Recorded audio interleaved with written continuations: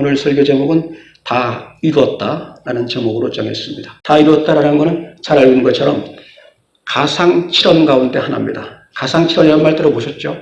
가상칠언이라는 말은 십자가상에서 가상칠언, 예수께서 남기신 7가지 말씀이다, 그런 뜻입니다. 그 장소, 십자가라는 장소, 그 다음에 죽음, 그 처절한 죽음을 겪으면서 하신 예수의 말씀이기 때문에 가상칠언은 그 자체가 갖고 있는 의미가 상당히 강합니다. 장소와 배경. 그런데 오늘 오늘 설교는 가상칠언에 대한 설교가 아니라 가상칠언 중에서도 저는 절정이라고 보고 있는 다 이루었다, 이것만 녹화하는 겁니다. 가상칠언은 그것만 가지고도 한 번 설교를 할 수 없을 정도로 매우 중요합니다. 예수께서 십자가에 달리면서 그 조롱과 모욕, 그 고통을 당하면서 예수께서 말씀하셨습니다. 하나님, 저들을 용서하여 주시옵소서. 저들은 자기들이 하는 걸 모르고 있습니다. 네가 오늘 나와 함께 낙원에 있으리라 했던 말씀, 그 다음에 요한에게 내 어머니다, 그리고 여자여 당신의 아들입니다 했던 말, 그 다음에 내가 목마르다 했던 말씀, 그리고 다 이루었다 하신 말씀, 마지막에 숨을 거두시면서 아버지여, 내가 아버지께 나의 영혼을 맡기나이다. 이제 당신께 가오니 아버지여, 나를 받아 주시옵소서 했던 거. 그리고 우리가 잘 알고 있는, 저는 이 구절 할 때마다 참 마음이 울컥해지는데, 엘리 엘리 라마 사박다니, 무슨 말이죠? 엘리, 나의 하나님, 나의 하나님, 어찌하여 나를 버리시나이까? 우리가 정말 고통스러울 때는, 절망할 때 우리가 하는 절규 아닙니까? 주님, 내가 도대체 무엇을 그리 잘못했건데 이렇게 험하고 아픈 고통을 겪어야 됩니까? 하면서 많이 울부짖을 때 했던 기도 아니에요? 엘리 엘리 라마 사박다니, 나의 하나님, 나의 하나님, 어찌하여 나를 버리시나이까?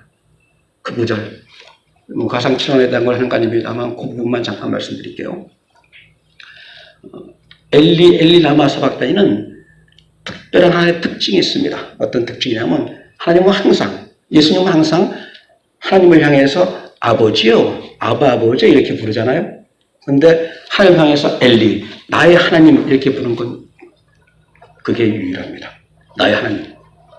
아버지라고 부르지 않고 나의 하나님, 나의 하나님이라고 불렀던 거. 왜냐하면 그만큼 처절했던 거예요. 너무 견딜 수 없는 그 고통 앞에서 나의 하나님 할 때는 당신의 천지천능한 그 능력으로 나를 구원하소서, 나를 처절한 고통에서 건져 주시옵소서, 그걸 말한 겁니다. 엘리 엘리 라마 사박다니. 그래요. 가상칠언은 그만큼 매우 소중한 어떤 메시지와 그 다음에 정말 그 깊은 심층적인 의미를 담고 있습니다. 나중에 기회가 된다면 가상칠언의 7가지 놓고 한번 쭉 정리해서 하는 것도 크게 도움이 될 겁니다. 오늘은 다 이뤘다에 관한 구절 이동을 했습니다만 다시 한번 제가 읽고 시작하겠습니다. 그 후에 예수께서 모든 일이 이미 이루어진 아시고 성경을 응하게 하려 하사 이르시되, 내가 목마르다 하시니 거기 신 포도주가 가득히 담긴 그릇이 있는지라. 사람들이 신 포도주를 적신 해면을 우슬초에 메어 예수의 입에 대니 예수께서 신 포도주를 받으신 후에 이르시되 다 이루었다 하시고 머리를 숙이니 영혼이 떠나가시니라. 아멘. 십자가에서 다 이루었다라고 했던 부분, 이루었다라는 건 우리가 언뜻 떠오르는 게 뭡니까? 당연히 성취, 다 하셨다, 완성, 이 뜻 아닙니까? 그렇습니다. 우리는 십자가 생각하면 우리는 의뢰의 십자가와 구원, 이거는 하나예요. 불가분의 하나라고 생각하죠. 십자가에는 구원이 있다, 기독교 신앙은 십자가의 신앙이다, 이런 말들 많이 하잖아요. 그렇게 간단하게 말함에도 불구하고 사실은 십자가에 대한 많은 오해와 신학적인 논쟁이 굉장히 많습니다. 신학적인 논쟁에 들어가서 시간을 쓸 여유는 없고, 다만 그래도 십자가에 대한 의미에 대한 오해에 대해서는 제가 말씀을 드리고 우리가 오늘 그걸 바로 잡아야 돼요. 왜냐하면 십자가는 그렇습니다. 십자가와 구원은 하나입니다. 그럼에도 불구하고 십자가에 대한 오해 때문에 많이들 신앙의 어떤 좌표, 방향이 많이 흐트러지는 게 많아요. 자, 십자가에 대한 오해 중에 가장 많은 오해는 겁니다. 십자가는 대속이다. 우리의 죄를 대신해 죽으신 대속이라서 구속 사역을 예수께서 이루신 구속 사역이었다. 다만 그 대속은 완전한 구원은 아니었다. 왜냐하면 예수께서 십자가에 죽으신 죽음에 끝난 건 죽음이었고 그 다음에 부활에 가서야 비로소 구원이 완성된 거기 때문에 우리는 부활의 예수를 믿어야지 십자가에 의해서 멈추면 안 된다. 부활 구원론이다 이렇게 말하는데 논쟁이 심했죠. 아시는 분 아시겠습니다만 그 논쟁에 저도 한번 끼어들어갔고 그 칼럼으로 그런 말 썼던 적이 있었어요. 그 사람들은 나름대로 근거가 있는 거 있잖아요. 그렇잖아요. 십자가는 죽으심이지 부활이 아니니까 우리가 믿는 건 부활을 믿어야지 십자가에 매달리느냐. 부활 구원론이다. 우리는 부활에 매달려야 된다. 어떤 사람보다 아마 이 부활에 대한 건 여기 설교하면서 제가 강조하고 또 강조했을 겁니다. 부활이 없는 신앙은 기독교 신앙이 아닙니다. 부활을 믿지 않는 건 신앙이 없는 거예요. 부활에 대한 강조는 누구보다 했습니다만 그렇게 십자가를 불완전한 구원이라 했던 사람들은 한마디로 말씀드리면 지극히 문자적이고 자의적인 해석이에요. 왜냐하면 자 보세요. 십자가다 이럴 때는 이미 죽음과 부활을 다 포함하고 있습니다. 만약에 죽음이 없는 부활이 있나요? 부활이란 말 자체는 죽음 아닙니까? 죽어야 부활하는 거 아니에요? 부활은 이미 죽음을 전제하고 있습니다. 죽음 없는 부활은 없어요. 그 다음 부활이 없는 죽음으로 끝났다면 그 구원의 능력이 없는 죽음으로 끝났다면 오늘 하겠습니다만 예수님의 그 죽음은 저주의 죽음으로 끝납니다. 능력의 죽음이 아니라. 십자가에서의 부활과 죽음은 하나입니다. 이에 대해서 바울은 분명히 말합니다. 십자가의 도가 멸망하는 자에게는 미련한 것이요 구원을 받는 우리에게는 하나님의 능력이라. 십자가에도 십자가에서 보이신 예수 그리스도의 그 사랑, 그 긍휼, 그 권능은 우리에게는 구원의 능력입니다. 십자가 신앙이 우리 신앙의 근본이 되어야 됩니다. 오늘 차근차근 하면서 십자가가 왜 그렇게 소중한 의미와 가치 그리고 우리가 반드시 마음에 심장에 영혼에 새겨야만 되는지 말씀을 드리겠습니다. 그렇습니다. 바울이 말한 것처럼 십자가는 분명 구원의 능력입니다. 그럼에도 불구하고 아까 잠깐 말씀드렸죠. 양극단의 신학적인 논쟁이 심했다. 하나는 십자가는 불완전하다 라고 했던 한쪽, 여기에 대립했던 한쪽 신학파는 그쪽이었어요. 아니다. 십자가 신앙이 그리스도 신앙이에요. 그리스도 신앙은 구원 신앙인데 어떻게 십자가가 불완전할 수 있냐. 십자가는 완전한 구원이다. 따라서 십자가를 통해서 과거와 현재와 미래의 모든 죄가 다 용서받았다. 그러니까 십자가의 완전성을 말하는 쪽의 한쪽 파트입니다. 양쪽에 대립했어요. 그것 또한 그럴듯하잖아요. 십자가가 그리스도 신앙의 근본이라면 우리는 완전한 구원을 말하는데 그렇다면 십자가가 완전한 구원이 되는 건 당연한 거 아닙니까? 라고 하는데 저는 그거에 동의하지 않습니다. 금방 십자가는 구원이라고 말씀드렸으면서도 십자가 구원의 완성이라고 하는 거는 인정하지 않아요. 만약에 십자가에서 과거와 현재와 미래의 모든 죄가 다 용서됐다면 2000년 전에 십자가에 죽으신 예수의 십자가를 인해서 지금 내 죄가 다 용서되었다면 신앙은 무용하죠. 필요가 없는 거죠. 사실 이미 다 용서가 되었다면 우리가 왜 또 신앙 갖고 죽게 나가야 됩니까? 구원했으니까 단지 그 감사 때문에 나가는 겁니까? 아닙니다. 우리는 다만 감사 때문에 죽게 해준 은혜 때문에 감사 때문에 나가는 게 아니라 지금 죽게 나아가지 않으면 우리에게 구원이 없다는 절박함을 느껴야 됩니다. 구원에는 항상 나는 믿음으로 말미암아 구원받을 수 있다는 확신과 더불어 내가 주께서 멀어지면 구원에서 멀어진다는 절박감이 있어야 돼요. 그게 긴장입니다. 영적 긴장 두 개는 공존하고 나가야 되는 겁니다. 금방 구원의 능력을 말했던 하나님의 능력이라고 말했던 바울은 이렇게 말합니다. 내가 다른 사람들에게 복음을 전하고 정작 나는 버림을 받을까 두렵노라. 내가 이미 이루었다는 게 아니오. 나는 주님의 본때를 보고 다만 나아갈지니라. 무슨 말입니까? 우리는 믿음으로 말미암아 마땅히 구원받는 은혜를 받았습니다. 근데 그 전제는 믿음으로 말미암는 말이 있는 겁니다. 무슨 말이냐면 지금 십자가 구원의 능력이라고 할 때 그 구원의 능력이 구원의 완성은 아닙니다. 이 부분이 핵심입니다. 구원의 능력이라는 건 내재된 준비된 여호와 일에 준비하신 하나님처럼 이미 우리를 구원하기 위해서 모든 게 다 준비가 된 겁니다. 이제 하나님의 그 사랑, 예수 그리스도의 그 사랑, 그 구원의 은혜는 내가 here and now 지금 주께 나아가는 겁니다. 그 구원의 능력이 내 것이 되도록 구체화되고 개인화되도록 내가 주께 나아가는 겁니다. 그게 바로 믿음으로 말미암아 각각이 믿음으로 말미암아 구원받는다는 게 그겁니다. 이미 구원이 주어진 게 아니라 내가 믿음으로 말미암아 구원이 내 것이 되게 만들어야 되는 겁니다. 그것이 구원의 능력입니다. 오늘 지금 드린 말씀, 구원의 능력과 구원의 완성을 구별하라. 그 말은 우리가 말하는 구원의 능력이라고 불안전하기 때문에 두려워하나 그런 말이 아니라 구원의 능력이 이미 주어졌으니 우리는 이제 다음 데이 믿음으로 나가서 그 구원이 나의 구원이 되게끔 주께 의지하고 주께 다가가며 주께 기도하고 주와 하나가 되는 그 믿음의 길을 나아가라.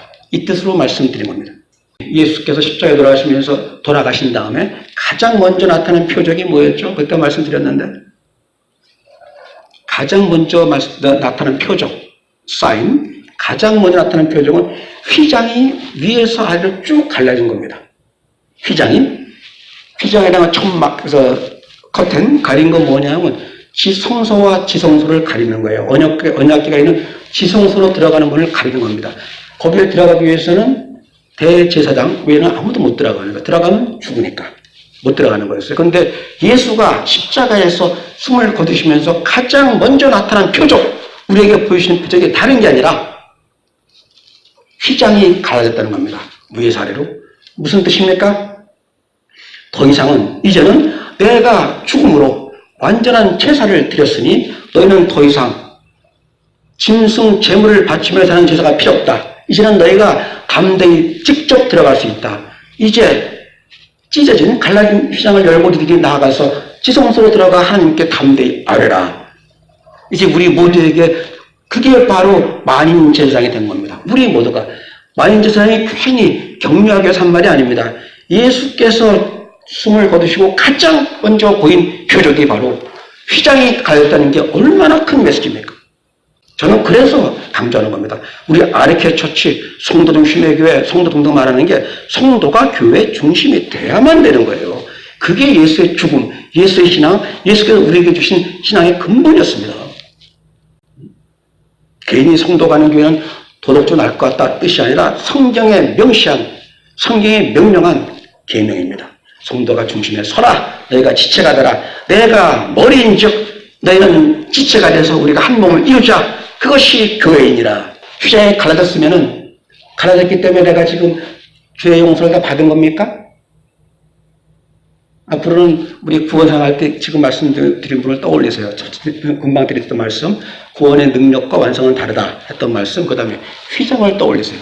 휘장이 갈라졌다는 건 누구든지 안으로 들어갈 수 있습니다. 하나님께. 그리고 누구든지 죄의 용서를 받을 수 있습니다. 다만 갈라졌기 때문에, 휘장이 갈라졌기 때문에 용서받은 건 아니잖아요. 갈라진 휘장을 내가 들어가야 되는 거 아닙니까?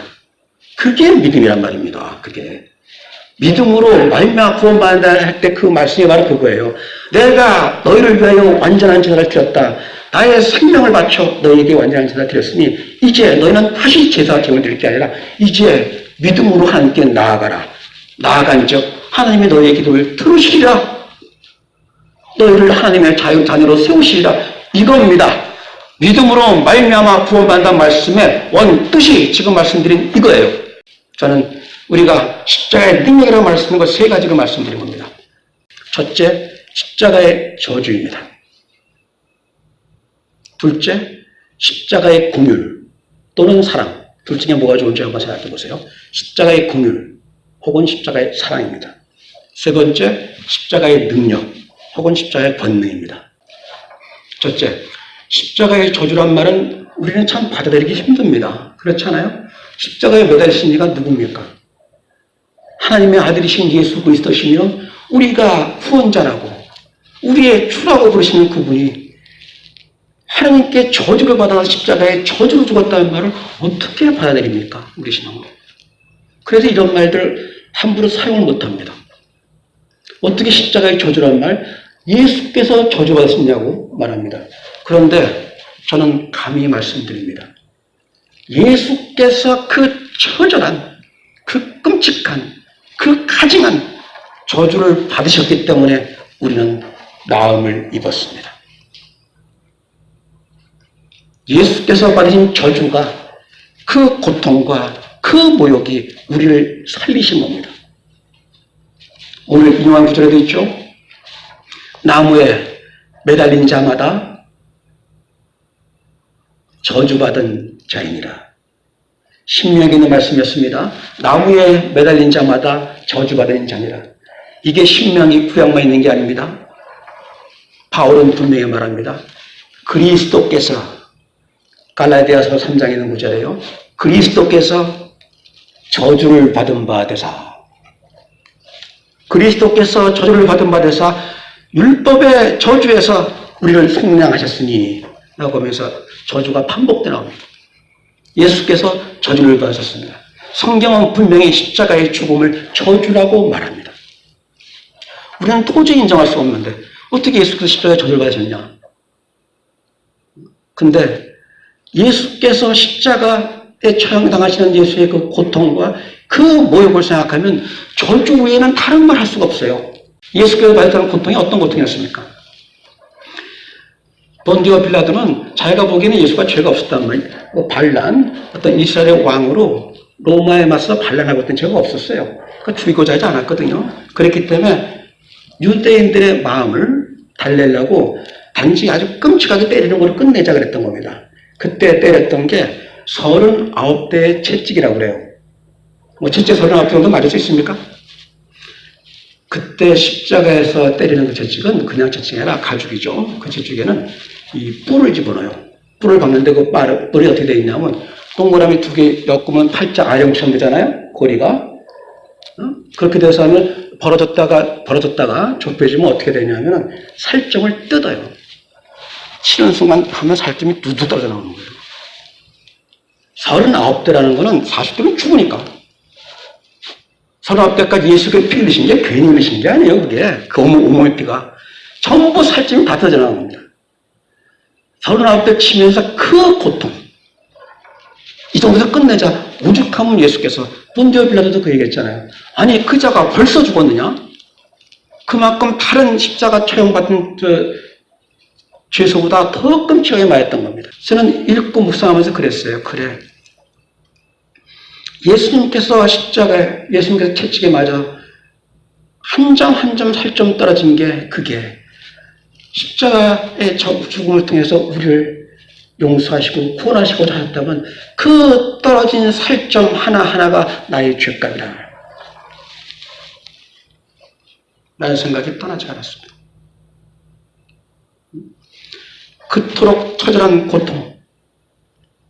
또 십자가에는 이 끈으로 묶는 게 아닙니다. 끈으로 묶질 않고 그 못을 왜 박냐면 그냥 고통 주려고 박는 게 아니에요. 십자가 매달리면 몸무게가 있으니까 몸의 무게에서 내려갈 거 아닙니까? 밑으로. 내려가지 못해 고정시킨 겁니다. 흔히 하는 것처럼 손목에 박는 게 아니고 이제 손바닥에 박으면 딱 끊어져 버리죠. 손목에 뼈와 뼈 사이에 그 사이에 찍어 넣는 거예요. 못의 길이는 20cm라고 합니다. 20cm. 직경이 1cm라고 해요.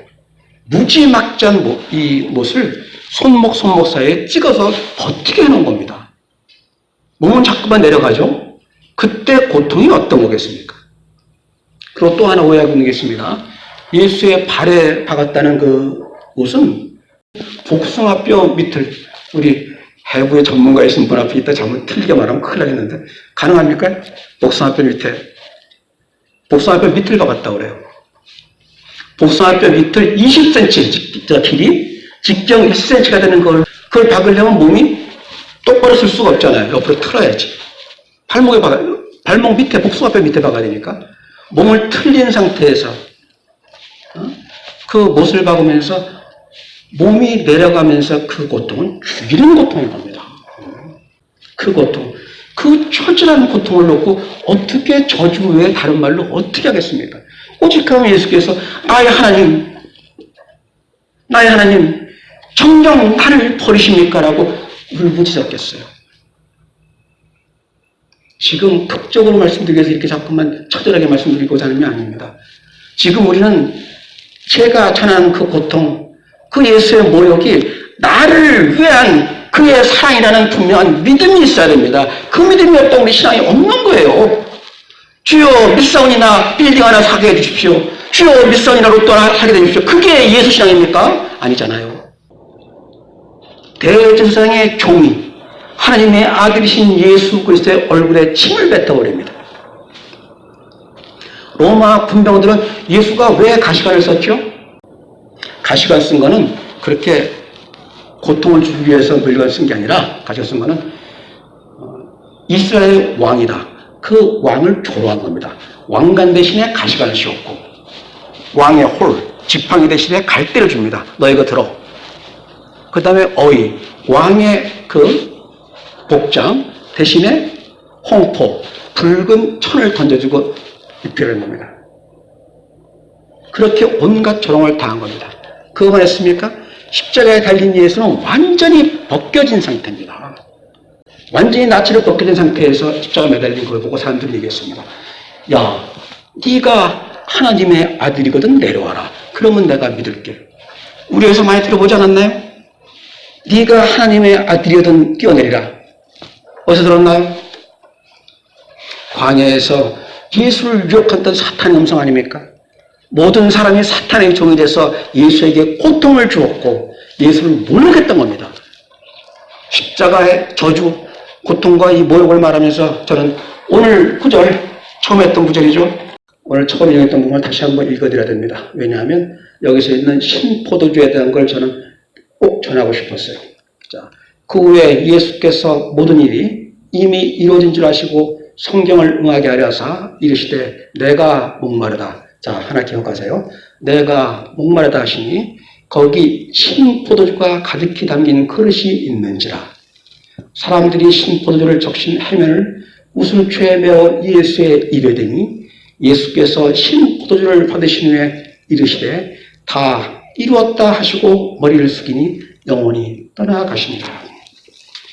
왜 제가 신포도주를 말씀드리고자 하냐면 이거를 읽고 묵상하다가 저한테 큰 감동을 주었기 때문입니다. 자, 예수께서 지금 내가 목마르다 했던 말은 뭐냐면 나에게 달라 이 말이었어요. 그래 신포도를 주고 여기서는 마십니다. 그런데 조금 전에 이전에 마태복음에 보면 예수께서 포도주를 거부하십니다. 처음에 십자가에 처형하기 전에 예수한테 이 쓸개 탄, 또 다른 복음서에는 몰약을 탄, 그렇게 되어 있습니다. 몰약을 탄 포도주를 주고 마시라고 때 예수께서 거부하십니다. 그거는 거부하시면 안 돼요. 왜냐하면 먹어야 되는 겁니다. 그 몰약은. 지금 십자가의 고통이 얼마나 끔찍하면 그 잔인한 인류 역사상 가장 끔찍한 처형이 십자가입니다. 그래 로마에서도 없애버렸는데 그걸 결국은 가장 끔찍한 그 십자가 그 고통 때문에 그 몰약을 주는 거예요. 일종의 몰핀처럼 그게 고통을 없으니까 예수는 그래 나 그거 줘라. 이제 하나님의 뜻대로 내 사명을 마치고 떠나겠노라 해야 되는데 거부하셨습니다. 먹지 않았어요. 근데 마지막에 신포도주는 내가 목이 마르다. 그러면 당연히 이들이 신포도 줄 거 알았어요. 근데 마십니다. 뭘까요? 저는 물론 이것도 저의 해석이기 때문에 다르게 보는 분들한테는 뭐 느낌이 없을 수 있어요. 저는 충격이었습니다. 이걸 읽으면서. 자, 십자가에서 모든 걸 감당하신 예수는 지금 우리의 모든 저주를 다 대신 감당하는 거예요.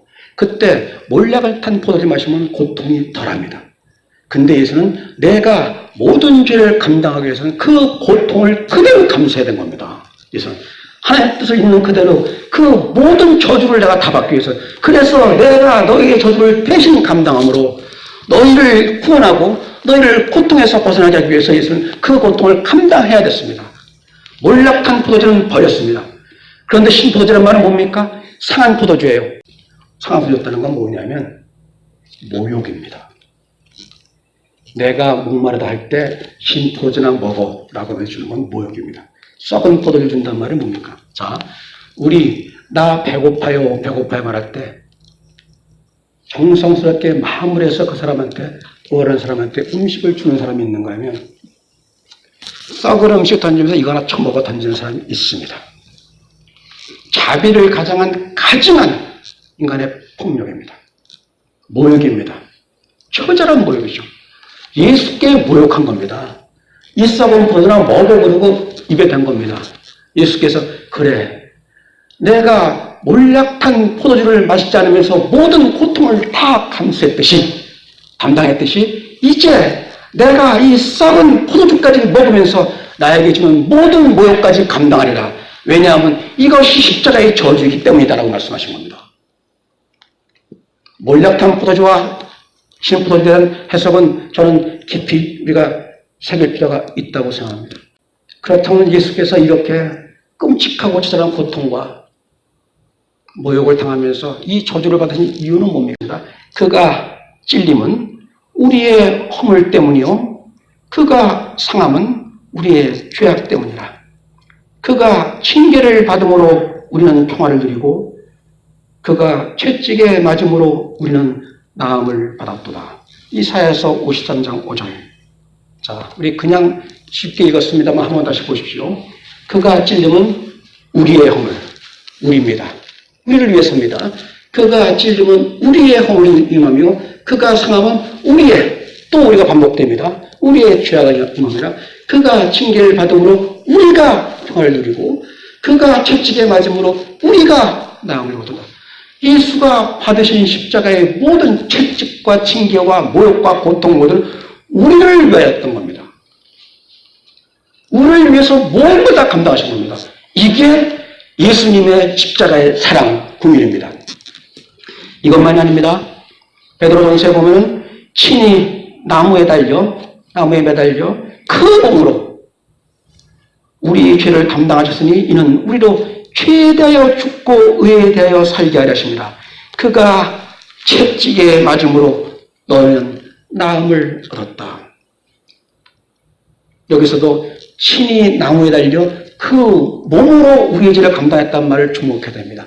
다른 걸로 예수의 권능, 권력으로 이겨낸 게 아니라 그 몸의 고통과 모욕으로 철저히 다 받으면서 이겨냈다는 겁니다. 우리가 주목할 것은 이겁니다. 자, 예수께서 그렇다면 왜 굳이 짐승 제물이 그랬듯이 그냥 죽으시면 되지, 죽고 생명 바치면 되지, 이런 모욕과 저주를 다 감당합니까?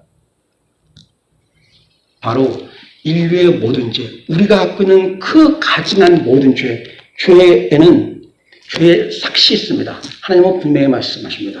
죄의 삭은 사망이라. 말씀은 죄의 삭은 그 가증한 죄는 단지 종교적인 죄, 어떤 이런 죄만 있는 게 아닙니다. 하나님을 배신한 죄, 그 다음에 살인하고 간음하며 도둑질 하는 죄, 모욕하고 사람들을 험하고 사람들을 해하는 죄, 수없이 많은 죄가 있습니다. 그 죄의 저주를 전부 다 예수께서 감당하셨다는 겁니다. 그게 바로 대속의 사랑입니다. 예수께서 저주를 온전히 감당하셨다. 그것이 바로 대속의 사랑입니다. 그것이 바로 예수의 십자가의 사랑입니다. 그가 찔림은 우리의 허물을 인하며 그가 상함은 우리의 죄악을 인함이라. 그가 징계를 받음으로 우리가 평화를 누리고 그가 채찍에 맞음으로, 마지막 구절 주목하세요. 우리가 나음을 입었도다. 이제 우리가 주여 믿음으로 말미암아 죽게 나갈 때 우리한테는 나음을 입어야 됩니다. 우리 마음엔 평화가 있어야 됩니다. 우리 마음엔 죄 용서함에 대한 확신이 있어야 됩니다. 그리고 주님을 찬양해야 됩니다. 마지막으로 십자가의 저주에 대해서 말씀드렸고 십자가의 사랑에 대해서 말씀드렸습니다. 그리고 마지막으로 저는 십자가의 능력, 십자가의 권능에 대해서 말씀드리겠습니다.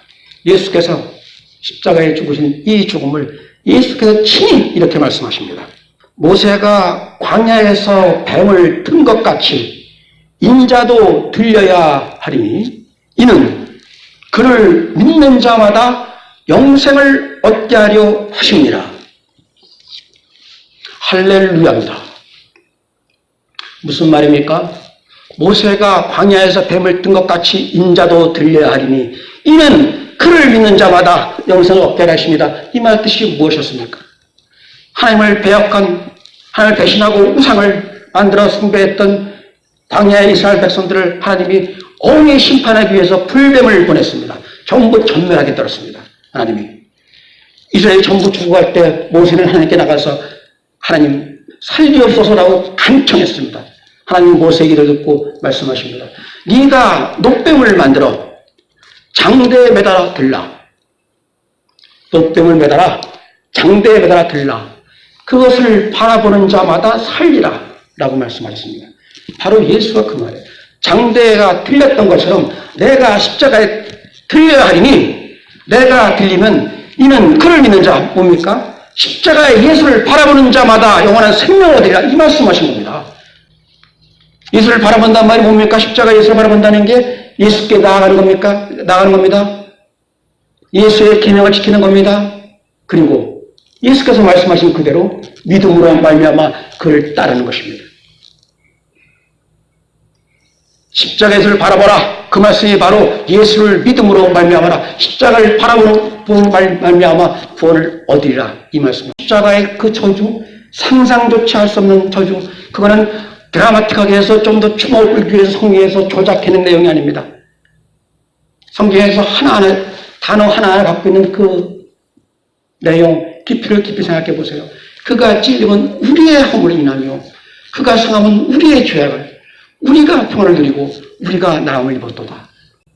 그런데 우리가 정녕 이렇게 나음을 입고 평화를 입고 마음엔 기쁨과 평화가 가득합니까? 여기에서 이제 이 부분에서 저는 또 고백해야죠.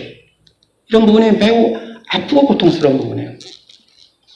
바로 이럴 때 그러면 당신은 예수께 나와서 모든 죄를 용서받고 다 마음의 평화와 기쁨을 누리겠습니까? 그렇게 언행일치가 됩니까? 라고 묻는다면 저는 자리에서 내려와야 돼요. 그럼에도 불구하고 분명히 말씀드립니다. 제가 이게 은혜였다고 말씀드린 게 바로 그거였습니다. 옳습니다. 그렇습니다. 하나님. 오 주님 당신의 말이 옳습니다라는 거 안다는 겁니다. 이렇게 가야 된다는 거예요. 이 길을 바로 교회, 우리 성도가 하나하나 돼서 나아가야 되는 겁니다. 서로 손에 손을 잡고 마음에 마음을 열고 그런데 교회 안에서 갈등과 분열과 미움과 시기와 질투가 있다면 그게 무슨 교회가 되겠습니까? 하나 되어야 됩니다. 마음을 열어야 됩니다. 내가 먼저 다가서야 됩니다. 저부터 그렇게 하겠습니다. 우리 모두가 주 안에서 하나가 되는 교회를 만들어가는 게 우리를 위해서 십자가의 저 처절한 저주를 당하시면서 단 하나 너를 위하여 자기를 희생하신 예수를 믿고 그의 말씀을 따르며 그를 사랑하고 사랑하는 신앙의 본이 될 겁니다. 그래요. 이 십자가의 어떤 저주와 사랑과 능력을 통해서 우리는 이제 구원을 얻을 수 있는 하나님의 자녀가 될 수 있는 모든 자격을 부여받았습니다. 그렇습니다. 예수께서 이 끔찍한 십자가를 통해서 우리에게 오라 말씀하셨습니다. 우리가 할 일은 무엇입니까? 이제 우리는 나아가는 겁니다. 십자가 예수께 나아가서 우리의 죄 모든 걸 그분께 고백해야 돼요. 주여 나의 죄의 짐, 나의 고통 이 모든 것 주께 전부 맡기세요. 주께 아니 당신이 죄를 범하고 왜 주께 맡기냐? 네가 죄를 지었으면 죄값 받는 게 당연한 거 아니냐라고 하지 마세요. 오늘 십자가의 저주와 사랑을 통해서 예수께 보여주는 사랑인 겁니다. 너희는 지극히 나약하다. 너는 죄값을 감당할 그 저주를 감당할 수 있는 감당에 너무 나약하다. 나에게 오라. 그래서 예수께서 말씀하신 거 아닙니까? 수고하고 무거운 짐진 자들아 다 내게로 오라. 내가 너희를 쉬게 하리라. 그래서 하나님께서 말씀하신 거 아닙니까? 하나님이 세상을 이 죄인을 그토록 사랑하사 독생자를 보내셨으니 이는 그를 믿는 자마다 멸망하지 않고 영생을 얻게 하려 하십니다. 라고 말씀하신 하나님의 뜻 아닙니까? 우리는 모든 것 다 주께 고백하고 주께 죄의 짐을 맡겨야 됩니다. 내가 끌어안으려고 고통 속에서 절망 속에서 탄식하지 마십시오. 저도 여러분도 담대히 주께 고백하고 죄에서 해방하십시오. 그게 하나님의 뜻입니다. 우리가 주께 고백해야 될 죄는 무엇입니까? 내가 저지른 악행이 있습니까? 주께 전부 고백하고 돌이키십시오. 또는 마음에 죄가 있습니까? 마음에 누구를 미워하고 증오하고 시기 질투하고 험담하고 했던 마음의 죄가 있습니까? 그 죄도 전부 다 주께 맡기세요. 마지막 가장 중요한 죄, 지금까지 말씀드린 건 나의 악행, 내 마음에 담고 있는 어떤 죄, 이거는 다른 사람을 향한 죄였습니다. 우리가 정작 맡게 되는 것, 그래서 마음의 진정한 기쁨과 평화를 누리기 위해서가 정작 맡게 되는 것은 내 안에 있는 내면의 죄입니다. 내 안에 내면의 죄가 뭡니까? 죄가 무엇입니까? 죄란 관역에서 벗어났다는 겁니다. 관역에서 벗어났단 말이 무엇입니까? 하나님의 뜻에서 벗어난 게 모든 게 죄입니다. 내 마음에 지금 슬픔이 있다면, 외로움이 있다면, 고통이 있다면, 절망이 있다면 전부 하나님의 뜻에서 벗어난 죄입니다. 내 슬픔, 절망, 아픔, 내 마음에 깊이 박혀있는 모든 상처까지도 우리는 주께 맡기세요. 어떻게 우리가 감당합니까? 죄의 그 무거운 짐을 어떻게 감당합니까? 우리는 그럴 능력이 없습니다. 우리는 그럴 힘이 없습니다. 우리는 주께 맡기고 그를 믿음으로 말미암아 나아가고 한 걸음 한 걸음 그에게 나아가면서 그 안에서 변화가 되면서 우리는 주께서 바라시는 그 모습으로 하나님의 자녀로 한 걸음 한 걸음 나아가는 거지, 우리는 죄를 이길 힘이 없다는 걸 인정해야 됩니다. 그리고 주께 나가서 모든 죄를 용서받고 하나님의 자녀로 바로 설 수 있다는 그 분명한 믿음 안에서 내 안에 있는 내면의 죄, 그리고 다른 사람이 한 모든 죄 다 용서받고 나는 죄의 침에서 벗어날 수 있다는 분명한 믿음과 함께 우리 마음엔 평화로 채워야 됩니다. 그것이 우리의 신앙입니다. 마치겠습니다.